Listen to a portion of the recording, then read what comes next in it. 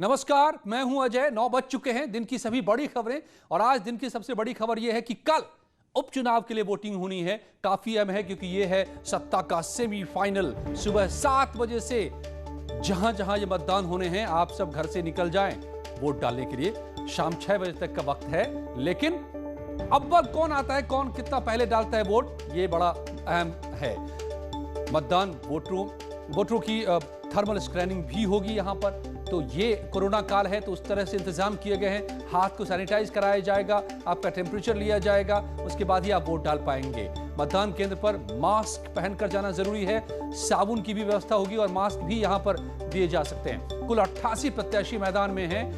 88 में से 9 महिला प्रत्याशी हैं। 3655 मतदान केंद्रों पर वोटिंग होगी। केंद्र 1000 से ज्यादा वोटर नहीं रहेंगे किसी भी केंद्र पर।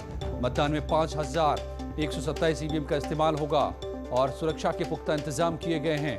371 बूथों पर वेबकास्टिंग भी कराया जाएगा जो संवेदनशील है।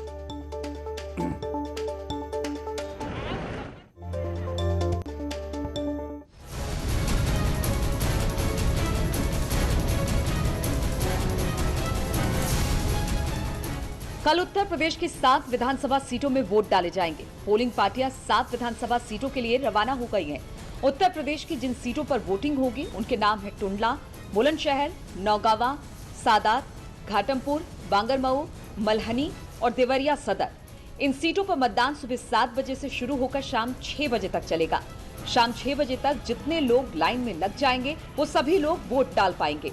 कोरोना काल में वोटिंग हो रही है, सो एक पोलिंग बूथ पर अधिकतम 1000 वोटर ही मतदान कर सकेंगे। भीड़ ना लगे, इस वजह से हर मतदान केंद्र पर सहायक पोलिंग बूथ भी बनाए गए हैं। हर बूथ पर डॉक्टरों की एक टीम तैनात की जाएगी। ड्यूटी में रहने वाले कर्मचारी अफसरों को मेडिकली हर सुविधा दी जाएगी। कोरोना संक्रमित बुजुर्ग और दिव्यांगों को पोस्टल बैलेट से मतदान करने की सुविधा रहेगी। ऐसे मतदाताओं के पास खुद मतदान कर्मी जाएंगे और उनका वोट इकट्ठा करेंगे। इन 7 विधानसभा सीटों पर कुल 24,27,922 मतदाता अपने मताधिकार का प्रयोग करेंगे। इन सभी 7 विधानसभा सीटों में कुल 3655 पोलिंग स्टेशन और 1753 पोलिंग सेंटर बनाए गए हैं। चुनाव को लेकर सुरक्षा पुख्ता है। चुनाव में उतरी सभी पार्टियों ने जीत का दावा किया है। देखना है कि 7 विधानसभा सीटों के मतदाता किसे अपना आशीर्वाद देते हैं। Bureau report, news 18। जी हाँ, तो सत्ता का सेमीफाइनल कल सुबह से मतदान केंद्रों पर पहुंची। रेशम बनी हमारे संवाददाता जुड़े हुए मेरे साथ और नजर रख रहे हैं सारी तैयारियों पर। अभी रेशम, तो इस चुनाव का रंग कुछ अलग रहने वाला है आम चुनावों से अलग, क्योंकि यहां पर सैनिटाइजर मिलेंगे, मास्क होंगे, डॉक्टर की टीम होगी। नौगांव में कैसी तैयारी दिख रही है आपको?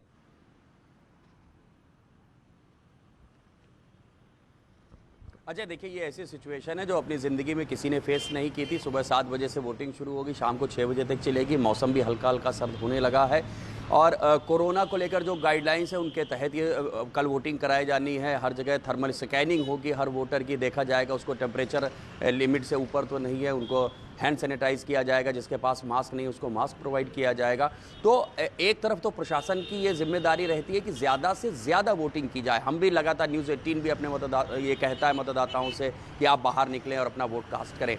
लेकिन जो सिचुएशन है उसमें बहुत ही समझदारी, जिम्मेदारी के साथ वोटिंग की प्रक्रिया को आगे बढ़ाना है। ये तो हो गई वोटिंग की मैकेनिज्म। अब बात कर लेते हैं साख की। तो जाहिर सी बात है, भारतीय जनता पार्टी की सरकार है और उनके 2 मंत्री ऐसे थे जिनकी कोरोना की वजह से निधन हो चुका है। उनकी सीटों पर चुनाव है। घाटमपुर में उनका कमल रानी वरुण की सीट है और चेतन चौहान की सीट है नौगांव में, और वो सीट आपको बरकरार रखनी है। तो आप सबसे पहले आपको ये देखना होगा कि जो सोशल डिस्टेंसिंग की गाइडलाइन चल रही थी, वो सामाजिक दूरी कहीं सरकार के जो नुमाइंदे हैं उन्होंने अपने वोटर्स से तो नहीं बना लिया। अब उनको ये प्रूव करना पड़ेगा। ये जो चुनाव के परिणाम आएंगे वो साबित करेंगे कि सामाजिक दूरी सिर्फ कोरोना से निपटने के लिए हो, लेकिन जो भारतीय जनता पार्टी जिन सीटों पे है, या जो पारसनाथ यादव थे बलरामपुर में, वहाँ पे उनकी दूरी, जौनपुर के मल्हनी में, कि उनकी क्या वोटर से तो इतनी दूरी नहीं बनी थी, वो उनको समझना पड़ेगा। और एक इम्पॉर्टेंट सीट बांगरमऊ की हो जाती है, जहाँ से भारतीय जनता पार्टी के टिकट पे पहली बार सेंगर जीते थे, कुलदीप सेंगर। और जो इस वक्त जेल में हैं, उनके ऊपर रेप के मामले में सज़ा हो चुकी है। यहाँ पे भारतीय जनता पार्टी को दिखाना पड़ेगा कि बांगरमऊ में पिछली बार अगर उन्हें जीत हासिल हुई थी तो क्या उनको पार्टी को चेहरा देख के लोगों ने वोट किया था या कुलदीप सेंगर को वोट मिला था, क्योंकि कुलदीप सेंगर सपा से भाजपा में आए थे। तो कुल मिला के भारतीय जनता पार्टी के लिए थोड़ी सी चैलेंजिंग सिचुएशन होगी, क्योंकि 3 साल से ऊपर की उनकी सरकार हो गई। समझना चाहूंगा, आप जमीन पर ग्राउंड जीरो पर भी ले रहे हैं जायजा सारी चीजों का, आपको रिपोर्ट मिल रही है। क्या हम ये कह सकते हैं कि जैसे राज्यसभा में आने वाले दिनों के लिए समीकरण खुलकर सामने आए हैं पार्टियों के बीच, इस उपचुनाव में मुद्दों की टेस्टिंग हो रही है, सबने अपने अपने मुद्दे पिच किए हैं, किन मुद्दों पर जनता किसके साथ है यह क्या साफ होगा?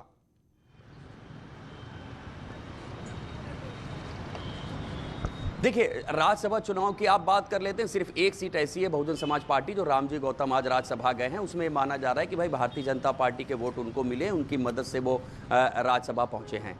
अब क्या बहुजन समाज पार्टी, जिसको कहते हैं कि क्या अंदर खाने में भारतीय जनता पार्टी को मदद कर रही है, तो आप ये मान के चलिए वोट ट्रांसफ़र कराना इतना आसान नहीं होता, इतना समय भी नहीं मिला है। वोटर भी समझदार हो गए हैं कि तुरंत जो बहुजन समाज पार्टी का बेस वोट है वो कहीं भाजपा में ट्रांसफ़र हो सकता है। हालांकि सपा ने भी लगातार आरोप लगाया है कि बसपा भाजपा एक साथ काम कर रहे हैं।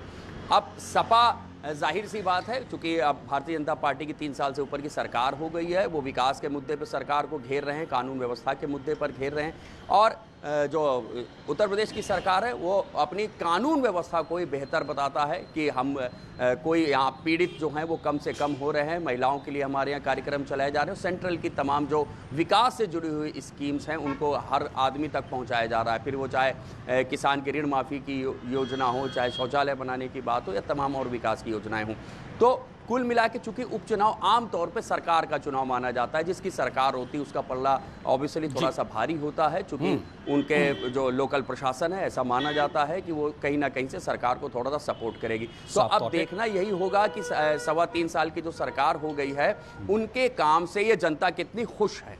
अजय, साफ तौर पे, और इसका फैसला जनता करेगी। और एक तरह की ये बड़ी टेस्टिंग है, ये बड़े चुनाव यानी 2022 से पहले तो किस करबट ऊंट बैठेगा, किसके मुद्दे पर जनता मोहर लगाएगी, ये देखना दिलचस्प होगा। आप निकल कर कल वोट जरूर दीजिए। हम एक एक पल की खबर यहां पर न्यूज़ 18 पर आपको दिखाएंगे। और सीएम योगी ने आज बिहार में ताबड़तोड़ जनसभाएं भी की। वहां तो बड़ा इलेक्शन चल रहा है, सीएम के निशाने पर आरजेडी और कांग्रेस रही। सीएम ने कहा कि कोरोना काल में केंद्र सरकार ने सबका ख्याल रखा, बिहार के लोग जो यूपी से गुजरे उनको कोई तकलीफ नहीं होने दी।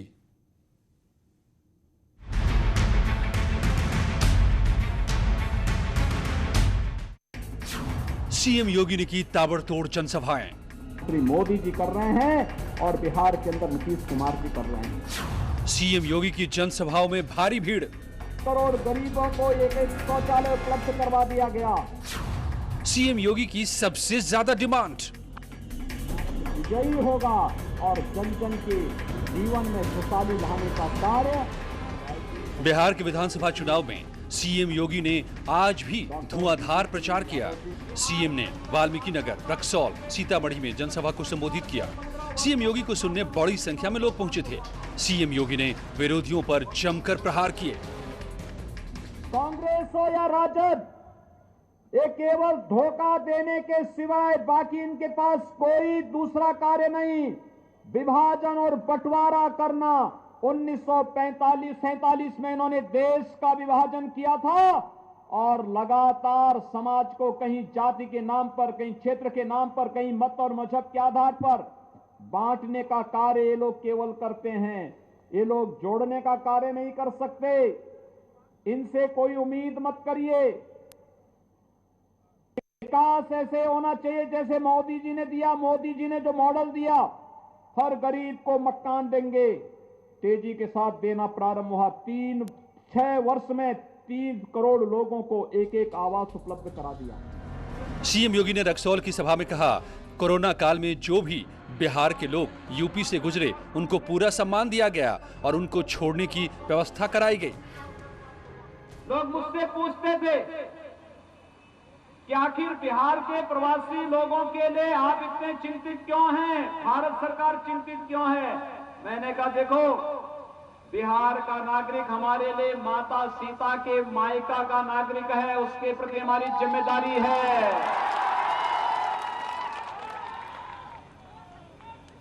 मां सीता के प्रति हमारी श्रद्धा और सम्मान का भाव है, इसलिए किसी भी बिहारी नागरिक को वह हमारा अपना नागरिक है, कोई कष्ट नहीं होना चाहिए।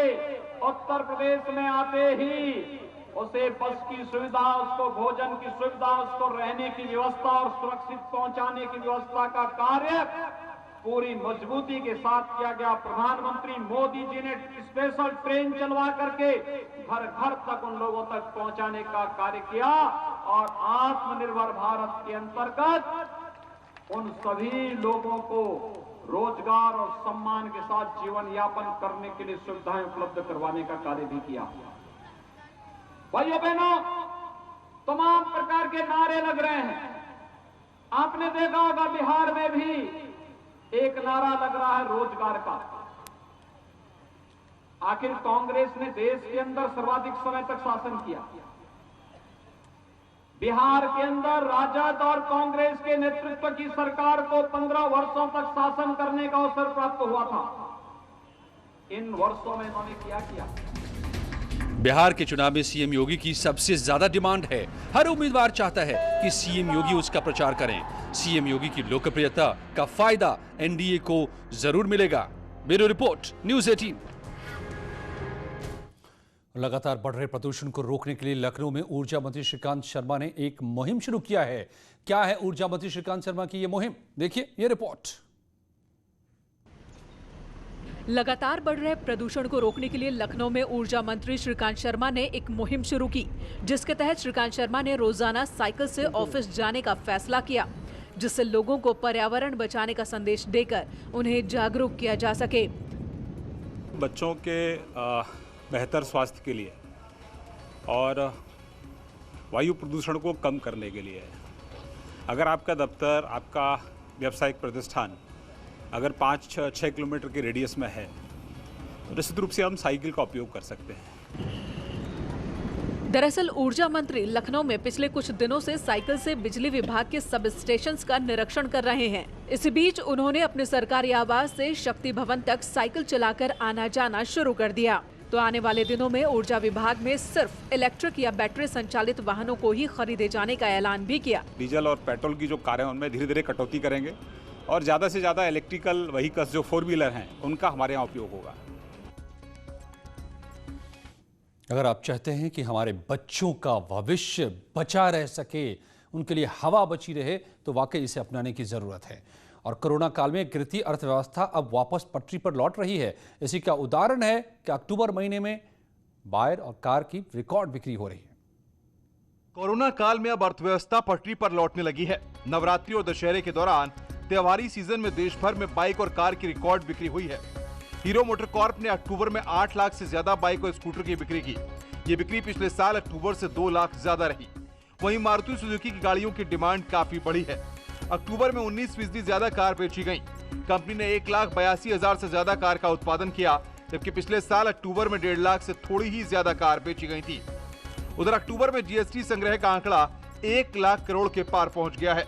फरवरी के बाद पहली बार जीएसटी संग्रह का आंकड़ा 1 लाख करोड़ के पार गया है। अक्टूबर के कुल जीएसटी संग्रह 1,05,155 करोड़ रहा। वहीं यूपीआई ट्रांजैक्शन ने भी अक्टूबर में एक बड़ा मील का पत्थर पार किया है। अक्टूबर में रिकॉर्ड 207 करोड़ का यूपीआई लेन देन दर्ज किया गया, जो अब तक का सबसे ज्यादा है। पिछले साल अक्टूबर में करीब 115 करोड़ का यूपीआई ट्रांजैक्शन हुआ था।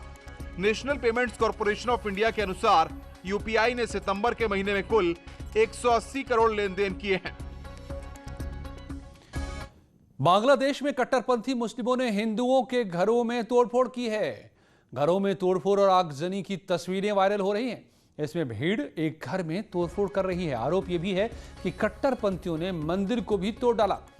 तोड़फोड़ और आगजनी किस वजह से की गई ये साफ नहीं हो गया है पाया है, लेकिन बांग्लादेश में हिंदुओं पर हमला, मंदिर में तोड़फोड़ की ये तस्वीरें अब वायरल हो रही हैं।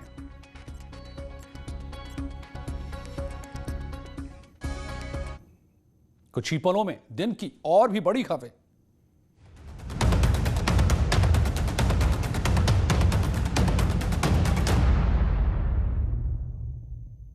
सवाल बड़ा हो जाता है। मुद्दा सलीके से उठाया जाए तो सवाल बन जाता है। क्या अब सियासत के निशाने पर छात्र आ गए?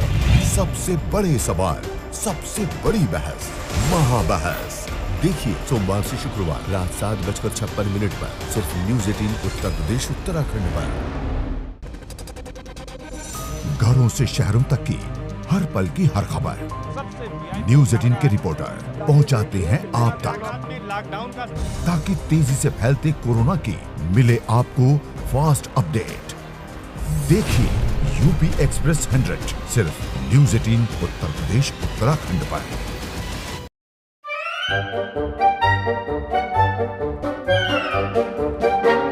अखबार हुआ ठप, आउटडोर हुआ बेकार, टीवी ही दे रहा है विज्ञापन को तेज रफ्तार। करोड़ों दर्शकों तक न्यूज़ 18 पहुंचाएगा आपका ऐड। न्यूज़ 18 की टीम दमदार बनाएगी आपका ऐड शानदार। जल्दी कीजिए, कहीं छूट ना जाए ये सुनहरा मौका। हमें मेल करके उठा लीजिए बड़ा फायदा। ये स्पेशल ऑफर है अगले 15 दिनों तक। साथ ही मिलेगा हमारी वेबसाइट पर प्रमोशन। आज ही मेल करें adsales@nw18.com पर। न्यूज़ 18 इंडिया, आपका पसंदीदा नेशनल न्यूज चैनल, उपलब्ध है डिश टीवी के चैनल नंबर 663 और D2H के चैनल नंबर 306 पर। कोरोना की हर खबर देखते रहिए न्यूज़ 18 इंडिया पर। भैया राम राम, नमस्कार। बाहर ना जाना, कुछ बता रहे हैं, कुछ चेता रहे हैं। तो आपने लॉकडाउन के दौरान देखा कि हम क्या कर रहे हैं। कोरोना काल में लोग एक दूसरे को समझा रहे हैं। बड़े बड़े लोग वीडियो बना रहे हैं।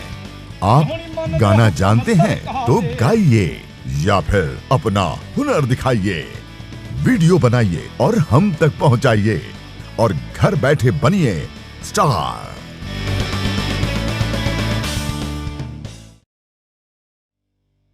न्यूज़ 18 इंडिया, आपका पसंदीदा नेशनल न्यूज चैनल, उपलब्ध है टाटा स्काई के चैनल नंबर 519 और एयरटेल के चैनल नंबर 318 पर।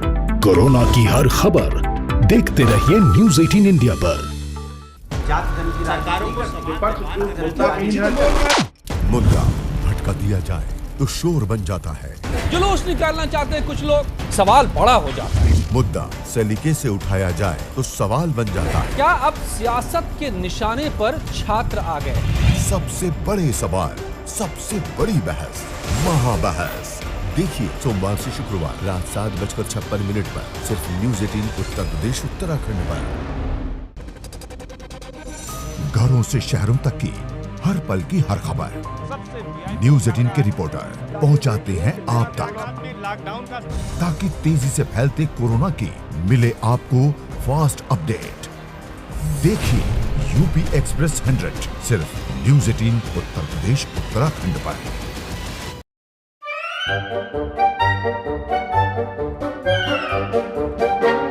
अखबार हुआ ठप, आउटडोर हुआ बेकार, टीवी ही दे रहा है विज्ञापन को तेज रफ्तार।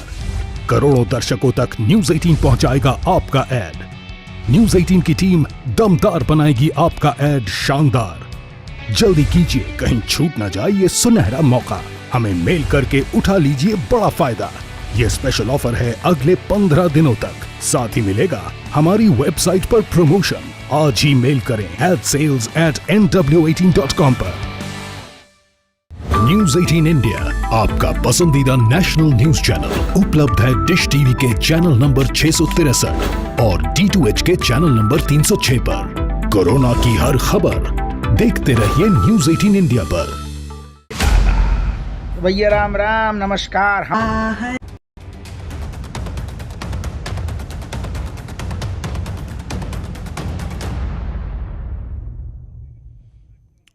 Welcome back. कांग्रेस विधायक अदिति सिंह ने कमला नेहरू सोसाइटी पर गंभीर आरोप लगाए हैं। अदिति सिंह ने इसे लेकर इकोनॉमिक ऑफेंस विंग को बाकायदा चिट्ठी लिखी है, जिसमें उन्होंने सोसाइटी के खिलाफ कड़ी कार्रवाई की मांग की है।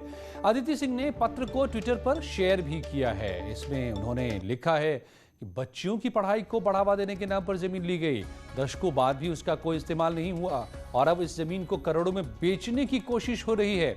कमला नेहरू एजुकेशन सोसाइटी के उस फर्जीवाड़े और भारी पैसे की गड़बड़ी की जांच के लिए मैंने आज आर्थिक अपराध शाखा को चिट्ठी लिखी है। ये ट्वीट आदित्य सिंह का। आदित्य सिंह रायबरेली सदर से कांग्रेस के विधायक हैं।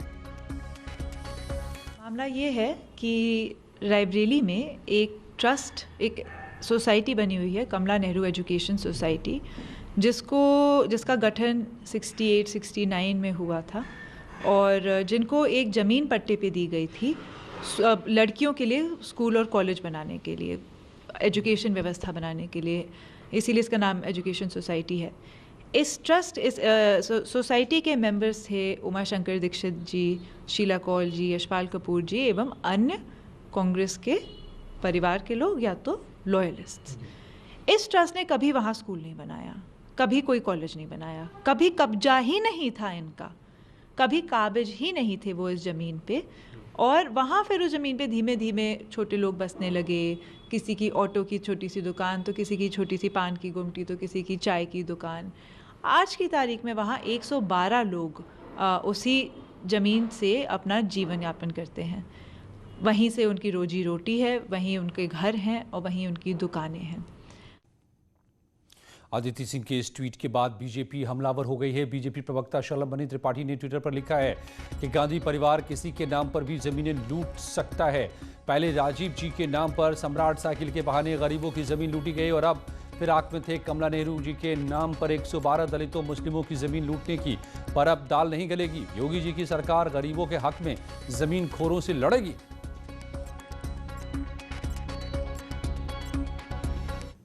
रेल मंत्री पीयूष गोयल ने भी ट्वीट कर निशाना साधा है। उन्होंने अपने ट्विटर में लिखा है कि पीएम मोदी जी से पारदर्शिता की मांग करने वालों ने किया रायबरेली में कमला नेहरू एजुकेशन सोसाइटी के नाम पर फिर एक जमीन घोटाला।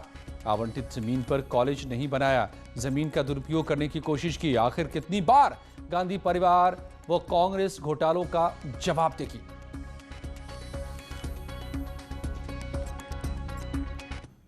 और मेरठ के संजय नगर इलाके में बच्चों के खेल के दौरान हुई लड़ाई में परिजन भी कूद पड़े। उसके बाद दोनों तरफ की महिलाओं में जमकर मारपीट हुई। महिलाओं ने एक दूसरे को जमकर पीटा। सोशल मीडिया पर वीडियो वायरल होने के बाद पुलिस ने मामले का संज्ञान लिया और 4 लोगों के खिलाफ मामला दर्ज कर जांच शुरू कर दी है।